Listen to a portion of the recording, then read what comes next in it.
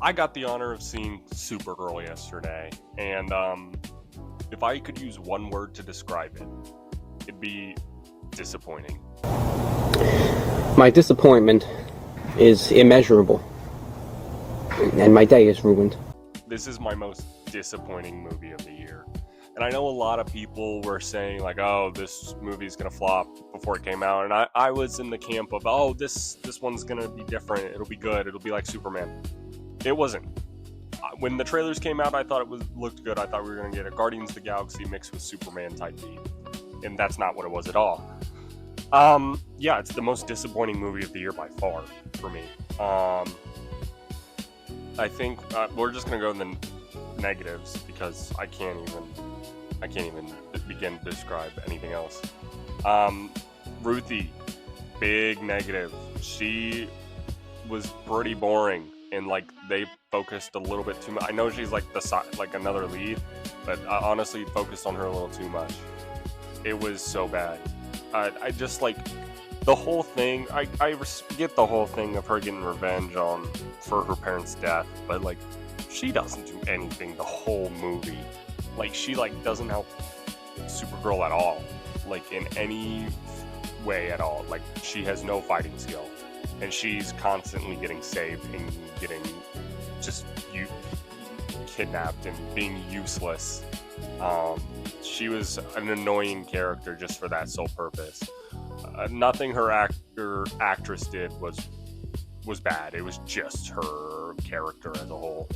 The thing everybody's talking about is the needle drop at the end, and yeah, that was really bad. That song did not go with the vibe or anything of the movie, in my opinion. It doesn't fit at all, and it's sadly just not that great of a cover to a pretty good song. It just didn't fit. I don't understand why they thought to add that in, and especially so last minute. Apparently they added it in like a week before, and they tried 45 other songs before that, which is like, you couldn't find a better song than that. No offense to the artist, but it's just it doesn't go with the moment in the movie. So that was really disappointing. For me to have not read the comics and be this disappointed is going to be bad. I can't imagine the people who've read the comics. I've heard a lot of people who've read the Woman of Tomorrow comics were so upset about this. And this movie it's really boring at times. I caught myself almost falling asleep a couple different times.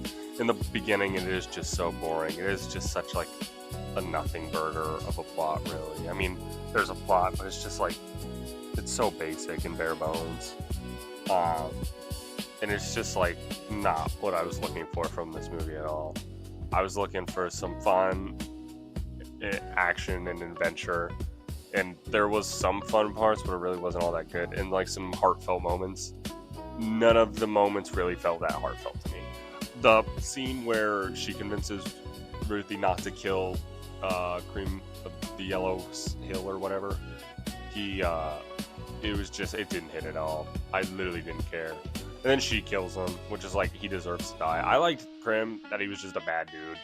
But other than that, I didn't really care much. We'll get into some positives here. I really liked Millie Alcox's performance as Supergirl. She does a really good job. That was a really high. She doesn't phone in the performance, and at the beginning, she really sold me on being Supergirl.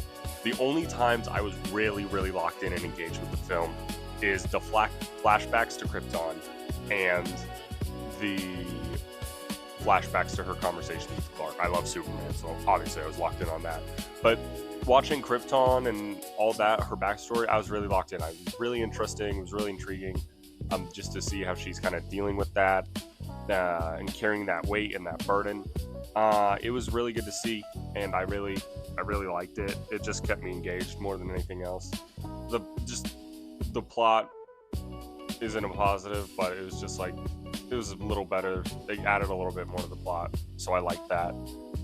I did like Jason Momoa's Lobo. He was probably the funniest part of the movie. This movie isn't really that funny besides a couple different things. Jason Momoa is really the big one. He made me laugh a couple of times. And then obviously Clark is Superman makes me laugh a lot as well. So it's just so disappointing. I think they what they advertised was not what we got. And then the music choices didn't really align with how they portrayed it in the trailer. So I think that was a big mistake on their part.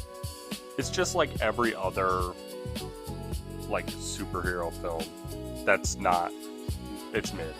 It's really mid.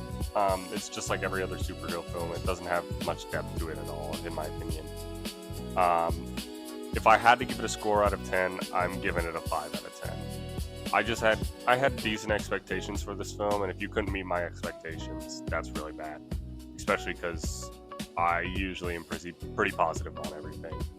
But overall, I mean, Superman's better, the Suicide Squad's better, so those DCU projects are better. Hopefully Clayface later this year will redeem the DCU, because I don't want the DCU to fail. I really like Superman. I mean, it was my favorite movie last year. So I hope they can get back on track with Clayface. I just can't. I mean, this is going to be a bad flop, I think, for DC, and I think they kind of expect that.